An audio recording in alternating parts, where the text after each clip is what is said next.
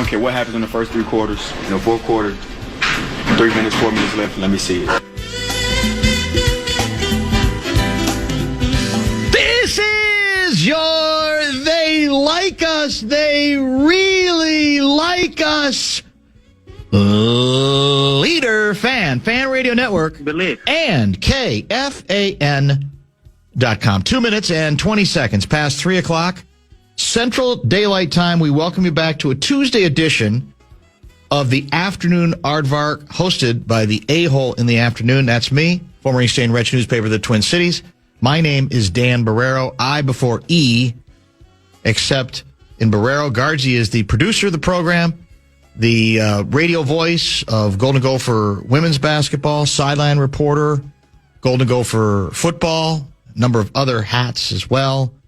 If you count them all up, I think we're close to double digits, and we are delighted that you are with us for what might be a very controversial ride between now and, I'm assuming, 6:30 tonight? Yes, no early exit tonight. We go the distance tonight because your Wild Club is not back in action until tomorrow night.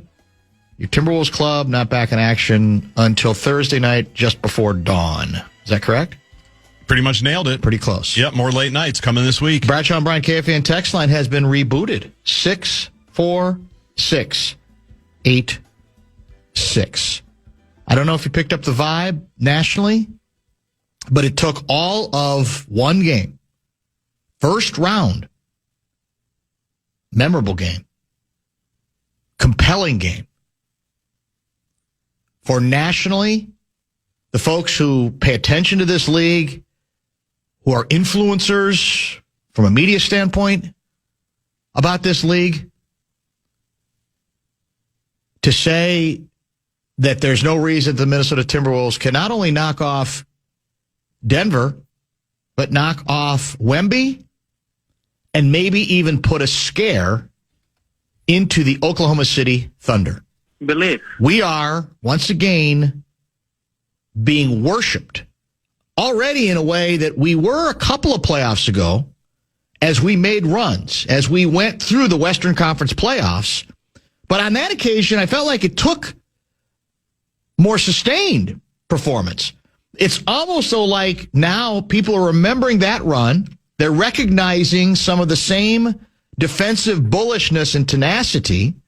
They're probably not recognizing what they're seeing from Rudy Gobert, and they're saying, yeah, this is all of a piece. They had a little bit of a letdown last year, and maybe they finished 6th in the standings in the Western Conference, but they are losing themselves in our eyes. I heard a national broadcaster basically say, I've never seen a first-round series as competitive and as compelling as I already believe this, easily the best first-round series, happens to be.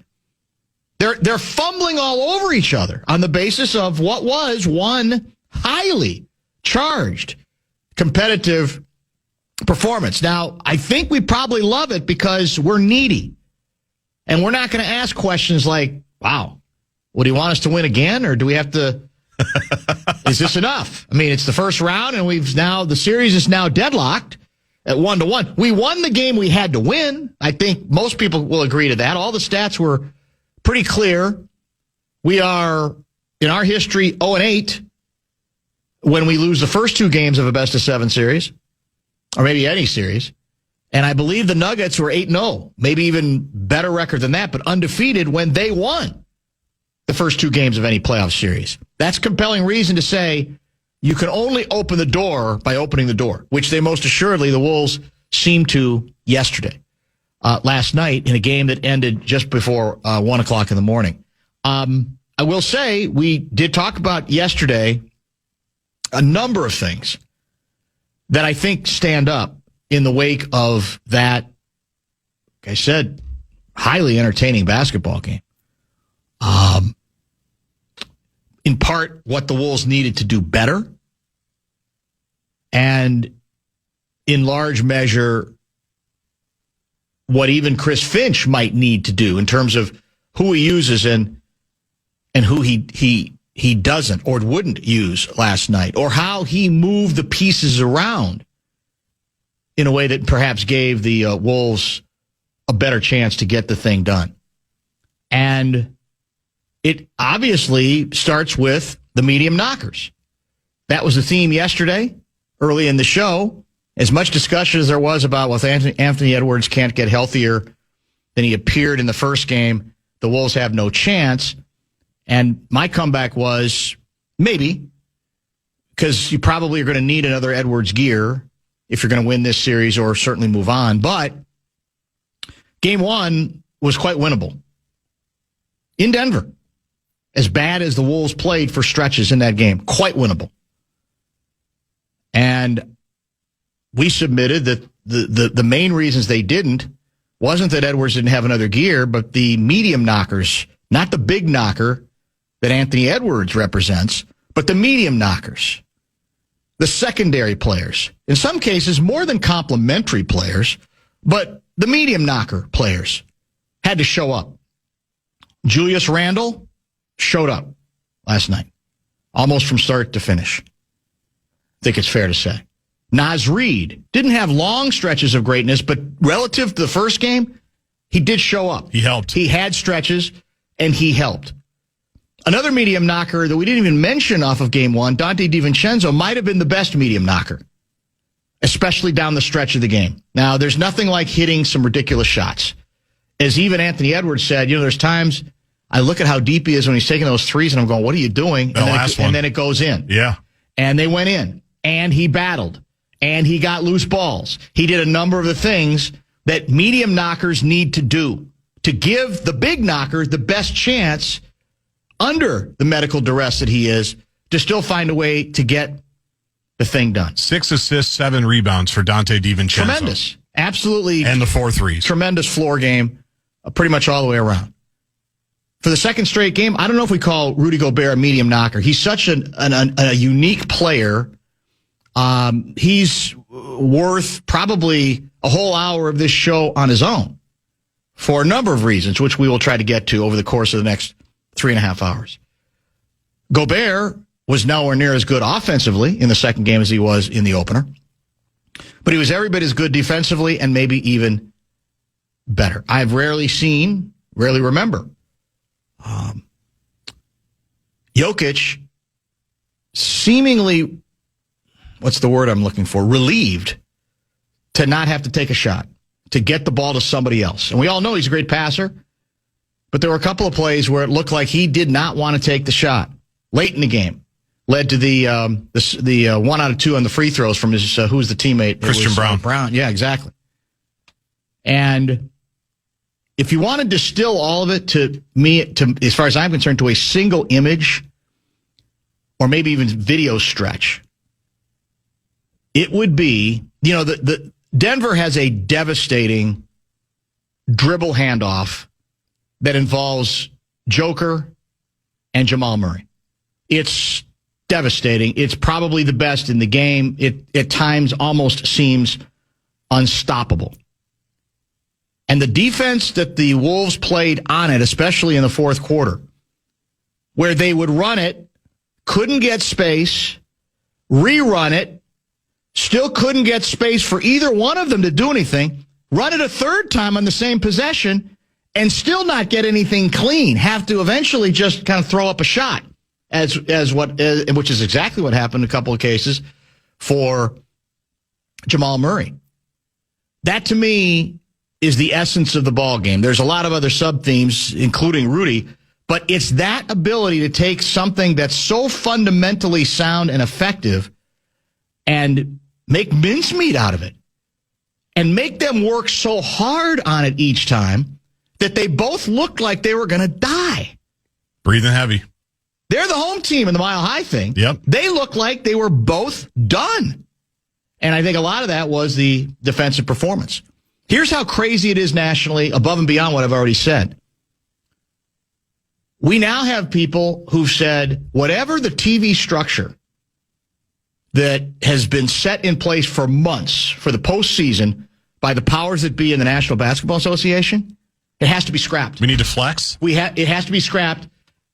Wolves Nuggets needs to be on prime time, 8 o'clock Eastern time, every game, and they should extend the series from best of 7 to best of 11. That's how much they like us right now. That's how much they have been energized by our performance and even perhaps the competitive nature of that matchup, which again has become, even though only one team's got a title and the other team doesn't, has become, in terms of entertainment value, one of the most compelling, aesthetically pleasing playoff series or rivalries that we've had in a number of years in this league.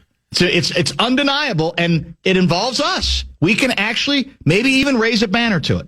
And I'm glad that the Wolves chose to join that battle in the middle of the second quarter, right? Because it was not looking good. They played about as poorly as you can. They set a record for fouled 3-point shooters and 4-point plays. And they hung in, and Ant kind of got them back into the thing, and the rest is history. I'm glad they joined the battle, because isn't it a lot more interesting now? Exactly it. It's so much more fun. The crowd, I'm not saying the crowd would be dead at 2-0. Oh, it'd be rough, though. But pretty close. Very rough. 1-1, not just 1-1, but the way they did it, totally. The energizing nature of it, place is going to be crazy. The again. bad blood between the teams again from last night. Exactly. It all makes it so much more compelling. And the moral of the story, as not necessarily satisfying or as satisfying as it was for the Wild last night, and we're going to get into that with some ranting later too, is that both teams are coming home with home court edge and home ice edge. Now, it could get squandered because these might be those sorts of series that are destined to go 6 or 7 games. Probably will. But both of them come home in control, home ice and home court. We'll see in both cases what they can do with it. Early break, because we've got an early guest. Tom Crean is scheduled to join us next. Who better to analyze the first 2 games of this series and what might be coming up next? Our old pal, Mr. Crean, is next here in the...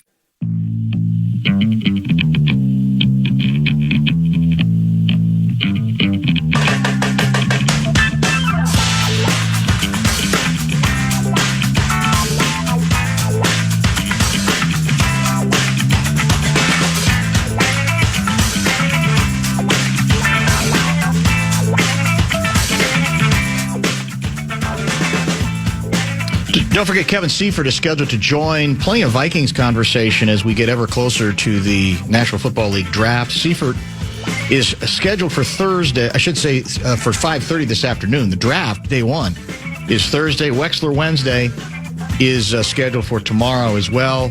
Pleased to be joined. Really good timing based on what we saw last night in Denver. Tom Crean, kind enough to join us. Of course, did all kinds of TV analysis during the season, the regular season, on the Wolves, and continues to be as plugged in and tapped in to this club. And, of course, Anthony Edwards in particular. Thank you for joining us once again, sir. I hope you are doing well. Before we get to your review, what your impressions were of last night's game and maybe the larger implications of what is becoming a great rivalry, you got all kinds of inside, stuff when it comes to Anthony. And we're all trying to figure out, how bad it is, whatever he's dealing with in the knee. You know he's going to try to play through it. You know he's going to be the guy who's going to give everything he has. But what are you hearing? What are you seeing in terms of, the short-term impact with the knee and where it might go long-term as well? Well, I'm not as sure on the long-term. I think that's where the off-season is probably going to be more, but I think he's doing an incredibly good job of trying to navigate this. The early stages of it, with no question, he was doing everything being asked, spending the time at it, certainly wanting to play, but being smart on it, knowing that the playoffs were coming up. And I think now he just deals with a lot of soreness, swelling, tightness, those kind of things that one would expect. But yet the toughness level of him, the mental and physical toughness level of him, is he just goes. And I thought last night, I told him this morning, I thought he looked quicker, more athletic. The other night, the shots were a little short. Right. And it's just a little bit harder to push off. His shots, for the most part, were short and straight, which is usually a little bit with his arc and with his footwork. And he knew that. He knew he was a little bit short on it, had to get his arc up a little bit. But I thought last night, whether it's just part of the healing process or whether it was just the adrenaline, I mean, I know he's sore today. I know that, but he just went, right? Like, he got it going. I thought he was quick. I thought he was quick laterally. I thought even when he was passing the ball and going side to side, he was getting rid of it quick and then sprinting to get it back, especially in some of those actions with Julius up top. Thought he was quicker than what he was the other day. And then I thought he got more, when you're sore and when you're not able to maybe explode the way you're used to, you got to do a little bit more with your feet. And you've got to make sure that you get a little bit more of a foot strike. And I thought he did a really good job of that. But he's just so tough. I mean, he's not going to miss anything, but I know he's not very comfortable at any point in time in the day. And the basketball certainly helps put that on the side, but I know he's not feeling great. His defensive activity, too, I thought, around the basket. I think he had two block shots, but he altered some. I mean, to me, that was another thing that stood out in this game. The old deal of just being in the fray, and part of it on the other side of the court, too. No question. And I know last time that I was on your show, or one time we talked about when Io was in, that eventually it was going to get to the point where Io, Bones, and Anthony, when they were in together, that they were going to create havoc. And you could see even there wasn't a ton of that last night, but there was some of that last night. And there were so many moves that Chris made inside of that game after the first quarter. I mean, the Kyle Anderson minutes, they're not going to show up a whole bunch in the stat sheet. You know, he got a basket laid underneath, but the way he played, the way he Jokic had to guard him, the way he got into some handoffs, screens, you know, a lot of little things. So there's a lot of ways this team can create issues. But when Bones and Io and Anthony are flying around, they're moving, they're active, just creates energy for the whole team and especially for those guys. But Anthony is fearless, and everybody, if not everybody in that area has figured that out by now, then they're not paying attention. No question. Absolutely fearless. And the toughness level, anybody ever said to me, you know, he's not that tough, I'd fist fight him right there. I mean, it's just the level of toughness and fight and staying in the fight and extending the fight, you know, and all those things that he has. I mean, he's the epitome of toughness as a talent. As tough as he is, I mean, as talented as he is, the toughness is a huge part of his game. You know, you watched the game very closely, and from my Barca lounge chair last night, one of the things I was most interested in and intrigued by and impressed with, frankly, was I felt that by the end of that game, the two straws that stir the drink for Denver, Jamal and Joker, looked exhausted. What is it about the Wolves defensively when they can get to that mode, which they don't always get to, but that they got to last night, that can, I think, make it so difficult on their classic, you know, dribble handoff play that they can't get any space and they have to keep working it and they have to keep working it? What is it about that defense? How are they able to do something so effectively against, like I said, two expert scorers, two guys who know how to play off each other so effectively?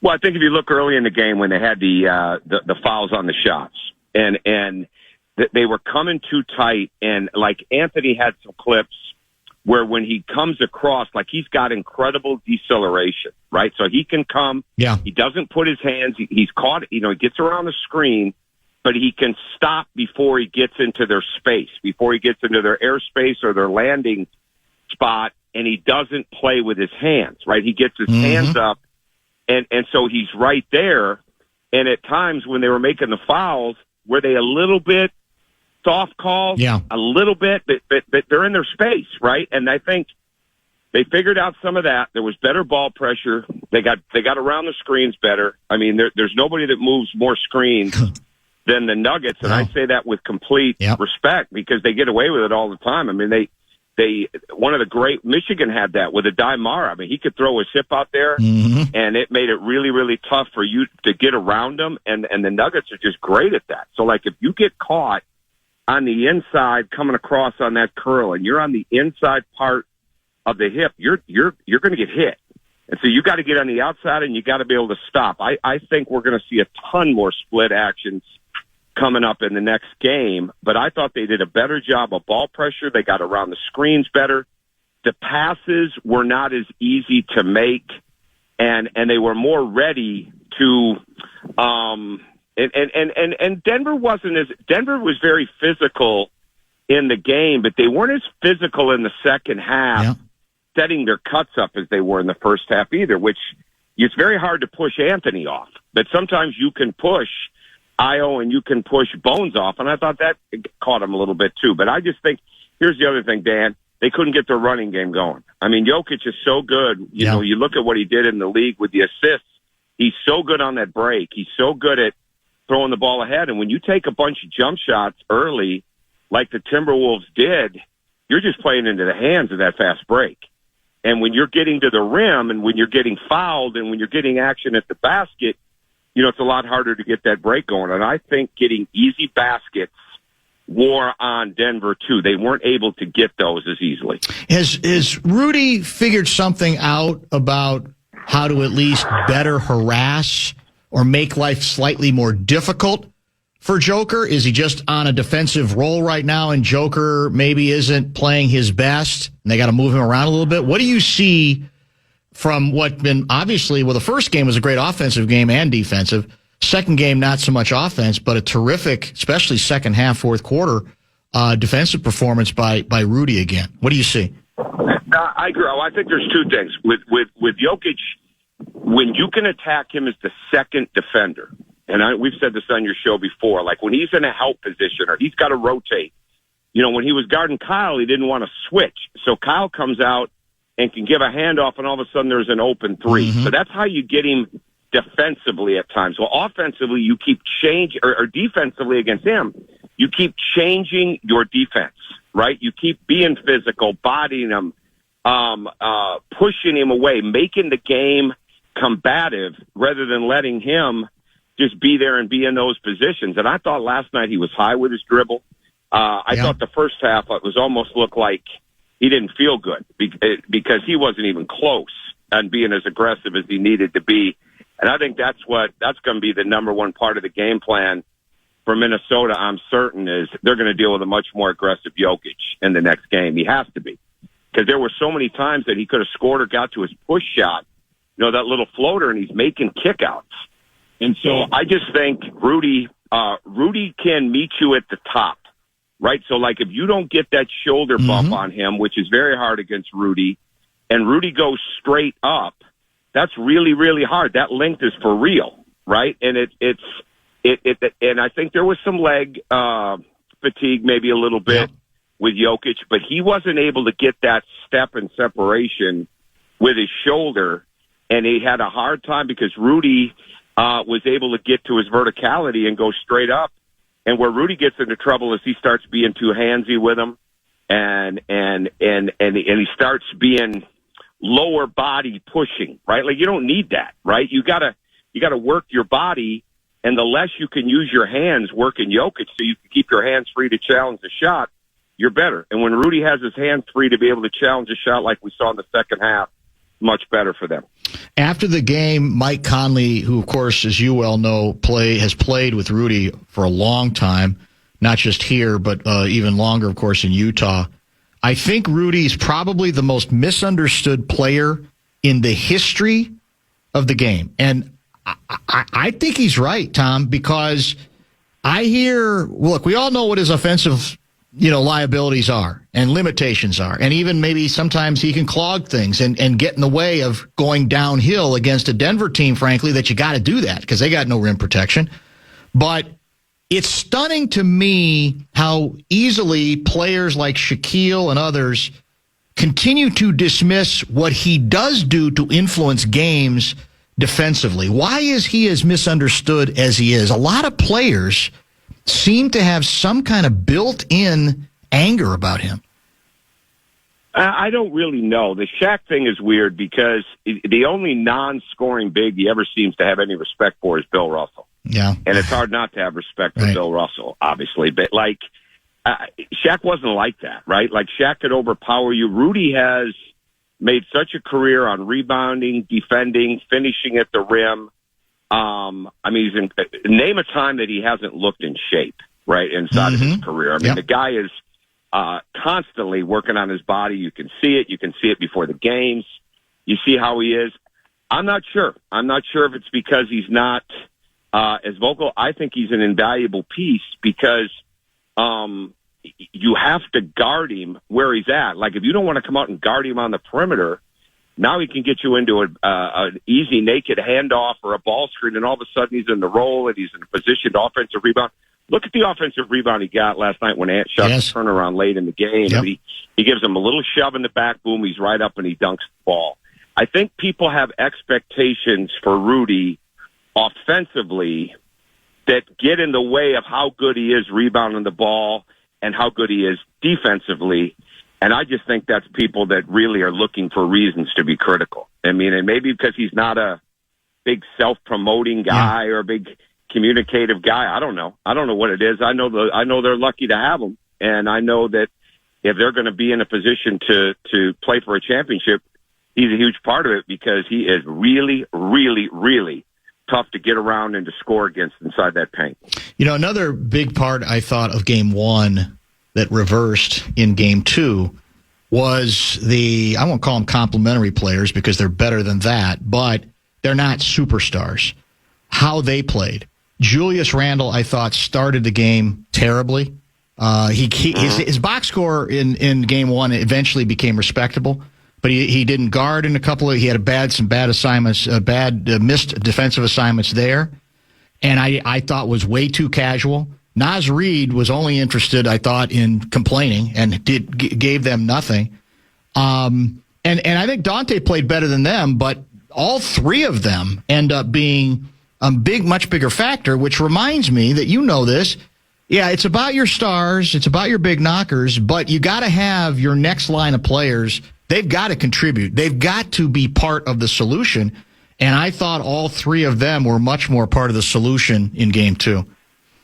Well, as the game went on, and here was the start last night, and I'm sure every Timberwolves fan and you and Justin and everybody watching is watching that first quarter going, here we go again. Yes. You know, it's the settling Timberwolves. It's not the speed Timberwolves. You know, they became the speed Timberwolves and the attacking Timberwolves in the second quarter, but they were the settling one or two pass, take the jump shot, get the jab step, you know, and that just fuels Denver with that running game. Yep. And if they get out and get some baskets, and it was too easy for them to score, you know, and it was too easy for them to go by Minnesota. But Minnesota, when they start attacking you offensively, they're so much better defensively. Even if they're making buckets, right? Even if they're making jump shots, let's say they're settling and they're making some threes, which they've done. They're not as aggressive defensively. Great point. Yeah. And that's what the scary thing is for game three, because if you don't know, right? Like if they come out and they say, man, we're gonna just shoot the ball.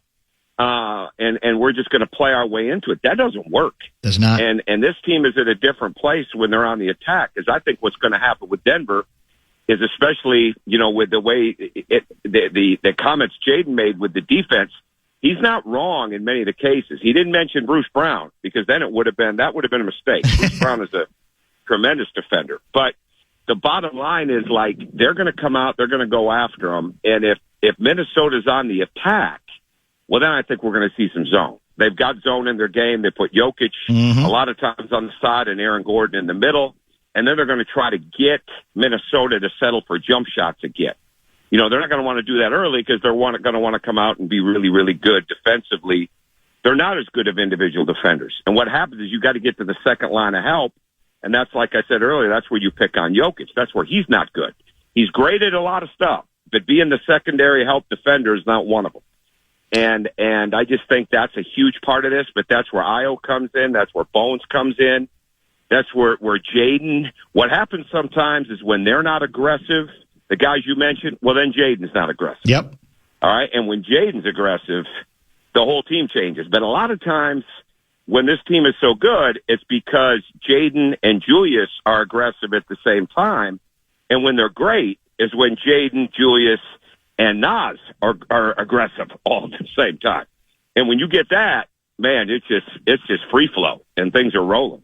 So answer me this, because you've nailed it. I mean, you've summarized beautifully the yin and the yang of this team, certainly over the course of this regular season, and you can even argue, this postseason or parts of the first two games as well.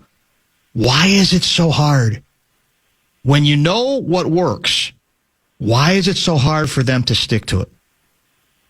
Yeah, I'm not sure. That's a big time question, and I'm never in the inner sanctum there to really know. I watch them get ready for games, and I think it's really good. You can watch Julius get ready, and watch Rudy get ready, and watch Anthony get ready, and Dante, and you're looking at it, and there's a seriousness, there's a level to it. I'm not sure. I'm not sure, and I'd like to say, because I love him, that you put it on Anthony for the leadership role of, hey, it's got to be that way, but sometimes it's not that easy. Mm-hmm. And he wants to get his offense going too, and there's times he's not nearly as aggressive. His best days are when he comes out on the attack defensively, which carries him into the offense, where some of the other guys, when they're on the attack offensively, it helps their defense. Yep. But I'm not sure. I do not have an answer. I'd be guessing on that. I think what happens is it becomes almost contagious.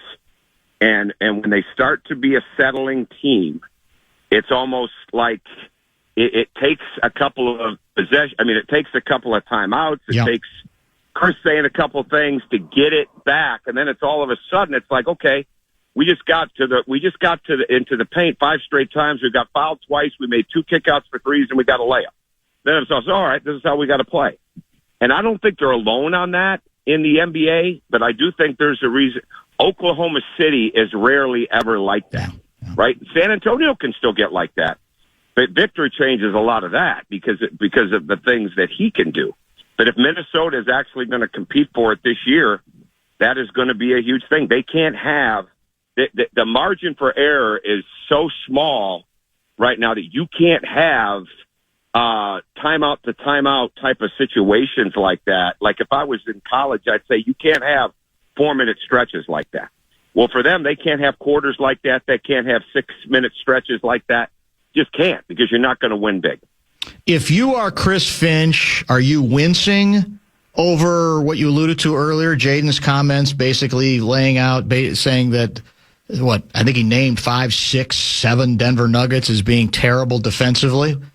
How would you react to that if you were his coach? Well, I don't think you can overreact to it because, A, he's not totally wrong, right? He's really not. Right. No, I mean, especially last night. They're not that good of individual defenders. No, they're not. What they are, like most really good teams, they're a collective unit. So when the help is there and things like that, they're a much better team. They really weren't. But if I was Chris, what I would do is I would back it up. I would want my teammates. I would want his teammates. It's not about, we got to cover Jaden on this, because they're not going to view it like that. They don't disagree either, I'm sure. Mm-hmm. But it's got to be like, okay, here's what we got last night, right? Here's how we did attack them. Because there was a span. Jaden scored on 4 different people in 3 possessions, if that makes sense. Because he got by, I think there was one, and he got by Jokic at the end. But the third quarter comes, there were 3 straight from him. He wasn't wrong. But they're going to come. It's going to be. So the biggest thing you want Chris to get across to them is we have got to keep our head in this, because these guys they're going to come out and there's going to be a little extra with this. Their pride's been struck. But at the same time, you want to say, hey, let's make sure we keep it that way. Sure. They're not very good individual defenders when we're moving the ball. Let's exploit it. They're not very good defenders this is where they're really poor, especially Murray at times. Yep. They're not a very good closeout team. So they can beat you off the closeout. Like, so tomorrow, or when they play, Anthony's got to get some closeouts. McDaniels has got to get some closeouts. You get your team to understand how good you have to be moving the ball offensively if you're truly going to play to what you just said when you said that. And at the same time, they're going to go after Jaden. There's going to be people that are going to put pressure on him. They're going to ISO him some. They're going to try to drive him, which is usually not a problem. Well, it's a problem if you don't have help defense. Yeah. So I think it's actually I don't think it's a bad thing at all. When I was a younger coach, I would have been all uptight about that. But these guys are so competitive. Mm-hmm. You just don't want to lose somebody in this game that you really need because a fight broke out or because something broke out, because the referees are going to be very attentive to it as well. The cliche goes that the losing team generally comes out with something else. Maybe their pride has been wounded a bit, or maybe there is something, an X's and O's wrinkle or two that they're going to try to bring to the mix, show something different. The Wolves didn't win the series last night, as impressive a performance as it was when it needed to be. So what is fair from your standpoint to expect from Denver in Game 3? More Jokic early, more Jokic on pick and pop and drive, more handoffs and roll, more isolation at times where he can make his passes, play through him at the high post with the split game. What I would really look for in this game is more cuts early out of the corner and those type of areas. And like I said a little bit ago, if they're struggling, if Minnesota comes out and is shooting jump shots, you're playing right into Denver's hands. But if they come out and they're attacking and they're aggressive, at some point you pull that zone out. And because Minnesota, they don't have a lot of different things they do against the zone. And if you don't get it in the middle, now you can really, really get this thing over to the wing, okay, and where they can really get into long closeouts, and you can get them in not to the slot, but to the wing. And then the other thing, if you get it reversed, you can attack Jokic. Not only can you get it in the middle, but if you get him on the wing, you can attack him because he's going to open up. So I think those are kind of things that I would be concerned about as much as anything. But I think it's handling the physicality and all the talk and not getting frustrated, right? Like that's going to be the biggest thing. The team that fights off frustration the best in that game and doesn't let the other team get under their skin to the point where it knocks them off their game is going to have the best chance to win it. This is, last item for you. Tom Crean, kind enough to join us this afternoon. Yet again, this is the third time these two teams have played in the postseason in the last 4 years, I believe. And, of course, they play plenty in the regular seasons as well.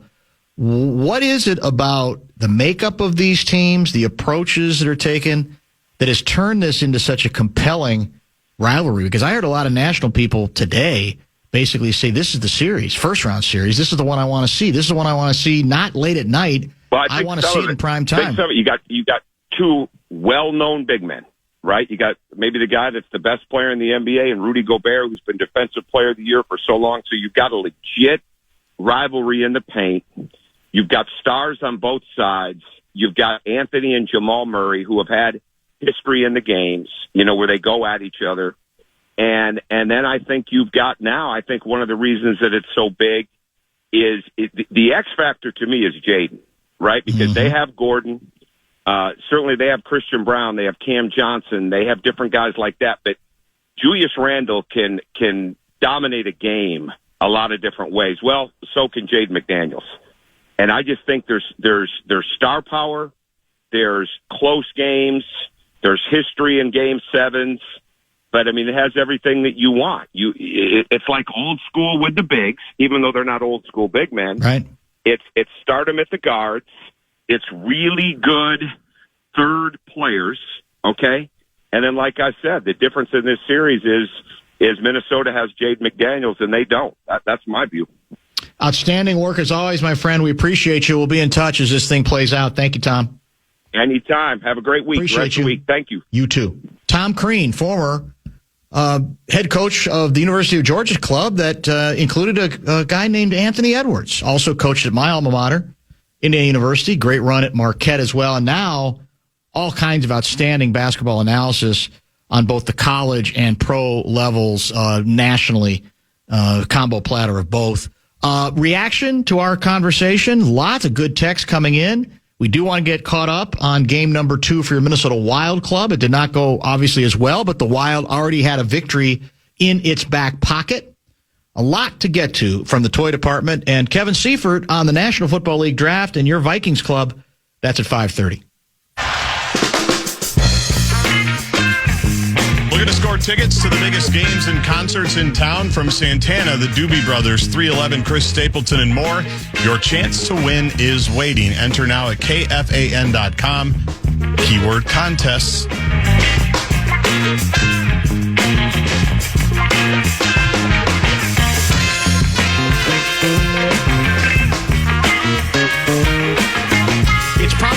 exercise in futility. It's human nature. But it's worth noting again that no team, even championship pedigree team, is going to be perfect all of the time. And so once you reach the postseason and everything does feel as examined as closely as it is, as magnified as it is, you can lose yourself in the most recent result, to the good and to the bad. And we have to remember, these aren't best of one series. These are best of 7 series. So there's going to be some ebb and there's going to be some flow. That applies not just to the Wolves, that also applies to the Minnesota Wild. That's, I guess, I'm going to get that disclaimer out of the way first, but I am going to do the Rosenbaum but, and it's going to be like the, not to make excuses, but, because despite all of those disclaimers, there's something I can't get past today that came out of the mouths of one of the Minnesota Wild players in the wake of our, 4-2 setback in game number 2 to even the series against the Dallas Stars. Dallas ties it up 1-1. Game 3 tomorrow night back here at the arena formerly known as the X. It's Marcus Foligno. Is Marcus Foligno 12? No. Is he 20? A little older. I think he's older than that. Here's the Foligno quote after last night's game, the game in which he received a double minor. And in that occasion, I don't think that the Wild gave up any goals. On the other hand, that's time taken away from when they might have had a better chance to score a goal. The other Foligno's penalty did lead to a goal. We're going to get to that. Yeah. They want it. I mean, they're looking to play 5-on-4. This is Foligno talking about the Stars. I mean, that's their game. They can't hang with us 5-on-5. So just same thing as before. We've got to just be smarter, and myself included. But it's a heated game out there. You're going to have emotional swings and learn from it, and we've got a split series. Unacceptable. How many times have we been down this road with Foligno? In all seriousness, I know everybody loves him, and I'm not here to say he's not a helpful, useful player. But how many times have we been down this road? And if you say it, if you want to play the big braggart game of they don't want to play us 5-on-5, then what are you doing playing into their hands even once? And like you said, his brother, silly, I thought, a bad penalty that did lead to a goal earlier. So I felt like, look, we know this was going to be a tough game. You're going to get the best the Stars have to offer. There was no sin in losing game number 2. But what I can't countenance is when you lose it the way they lost it, which was they got into all the nonsense that they avoided in the first game. Too many penalties. And I feel like we've seen this movie before. And I know we're more talented than we've been the last few years in the playoffs, but you still got to play it smart. And I just shake my head. And I go, you're trying to like mock your opponent, saying they can't play us even. They're laughing over there because if that's true, like I said, you've played into their hands by making it easier for them to not have to play you 5-on-5. It's inexplicable to me. Then again, it's a violent game. It is an emotional game. They all are, to be honest. The notion that hockey is somehow more emotional is nonsense. Hockey people like to believe that, but it's not. It's just not true. That's how they excuse away some of the stupidity, quite frankly. But that's the thing that bugged me. Not losing, but under those circumstances. And, again, usually there's adjustments, and then in the adjustment, we're going to realize the lesson has been learned again the hard way. Maybe the Wild would have lost anyway. Hard to believe you're going to sweep the Dallas Stars at this point.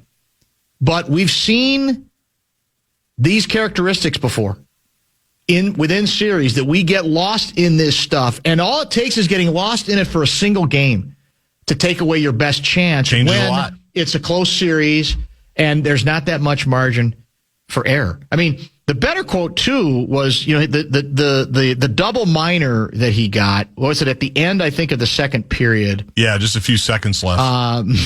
Did you see his... So here was his excuse on that one. Foligno, Marcus, do you think I'm going to think about smashing guy's head in that quick a time? No, it's unfortunate that there's glass in Too the much way. glass. It's just, come Stanchion on, got in the man. way. You saw what he did to him. Mm-hmm. It's no accident. And again, I know the people who love violence in this game, I'm sure they were aroused by it. Oh, I love it. Yeah, give him the business. He was interfering with you.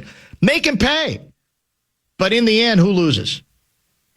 If we're going to take our best shot at this thing, which I really think they will this time or should, then you got to get out of that. You can't mess with that stuff. And it brings down so many teams, or lessens the chances so many teams have of getting the best out of what they might have in terms of talent or approach. And frankly, it's part of how you evaluate greatness, I think, is sort of that walking that tightrope where you play with some force and some violence and with an edge, but you don't play stupid. If you buy the premise that they can't stay with us 5-on-5, right? Is that what he said? That's what he said. Then what are you doing? It doesn't sound as effective when you're in the box saying it. And he's a veteran player. He's not 12. He's not 20. There's no excuse for it. And it's not the first time we've been down this road. And now we got the other Foligno we got to worry about. Multiple Folignos. It's unbelievable is what it is. And they played really well for big stretches of the game last night. And if not for Ottinger, the goalie. Yeah, he was, yes. Robbed him a couple of times, especially early. Thinking about that Boldy goal, which was an incredible save. That's the tough part, is you play really well, and you don't get rewarded for it, and then you make those mistakes, and which here we are. Which took away any more chances you had to because they were still in the game. I mean, they might have been able to get back even again. It's not that, even with Ottinger playing well, that was still a possibility. We'll never know. Maybe it wouldn't have mattered. 763 guy. Would love your take on the Wild's bottom six. I believe M. Foligno cost us that game last night from his inability to keep his composure. His brother Nick has been equally as bad the first two games of penalties. If you're going to be an enforcer, it has to be the Trenyon McCarron-like approach, no dumb penalty. Enforce responsibly. Exactly. Enforce responsibly. That's all. I mean, to me, that's the key to this whole thing. But we'll see. So game number 3 is tomorrow night, correct? Tomorrow night. They're right back at it, yeah. 8:30. Less time in between, I guess. Yep. Which I appreciate. There was another aspect of that, the violent part of the game. I'll save it. I might be able to get to it a little bit later because I can't. It's not coming to me right now. I enjoyed the too many men penalties on both sides. Yeah, how about that? That's what's amazing to me. Yeah, I get it, and they explained it. I think the Panther was trying to talk about how. Actually, no, I wasn't watching the local one because I was doing multi-view at the time. X1 Xfinity multi-view, by the way, MVP last night, unbelievable. Had both games on at once. I didn't have to do that. Yeah. Yeah. Well, the beauty of it last night, though, at least was you didn't have to go back and forth between a streaming service and regular TV. Also, it was the hit on Trenyon, which was clean as hell. Yeah, it was vicious. It was vicious. Yeah, but it was clean. Yep. And then there was a quote. I can't find it here. I thought again it was from maybe it was an indirect quote involving Foligno. Well, he didn't go over the line with him, but he went over to talk to him. It's like, Louie and I have talked about this for years. Sorry, it's a good hit. It's a hell of a hit. This notion that somehow you've been taken advantage of when it's a good, clean hit in open ice, you got to find another way. Now, in this case, they didn't get into a brawl. That part's good. And at the moment, that often happens. It's where you resent, where a player or teammates stupidly think they're standing up for the player by then fighting the individual who delivered the hit. If the hit's clean, the hit's clean. And just say they got us that time. Let's see if we can get one of those a little bit later. That's what you do. Foligno immediately approached Blackwell but didn't cross the line. He said, I'm trying to be smarter. What restraint. Unbelievable restraint. That hurt watching it. How much more restraint can you exhibit than receiving a double minor? You know, I mean, it's just the ultimate. Case closed, right? It did hurt looking at it because, in fact, who threw the pass? Bogosian. Who? It was Bogosian apologized for the pass. He said, I'd like to have it back. That's what he said. It's like a quarterback, you know, obviously, who throws over the middle when the linebacker is waiting to kill the guy. That just hurt. It did. It looked very, very painful. And my 11-year-old's laughing, the psycho, because he thinks it's hilarious. I'm like, dude, he just got blasted. Yeah. That's not... You're watching too much YouTube, Kids bro. love violence. They do. Yeah. It's sad. Because it feels cartoony to them. Yes. They don't really feel like there's a person that might now have a concussion. He's in a crumpled heap, and they've already got the door open. Yeah. Like, I didn't even know they had a door down there in that corner. They're just taking him right back to the room. Bonus bucks? The Fan and BigDeck.com want to give you a shot to win bonus bucks with our national cash contest. You can enter the keyword deposit at KFAN.com. That's your shot at winning. Go to KFAN.com and enter the keyword deposit.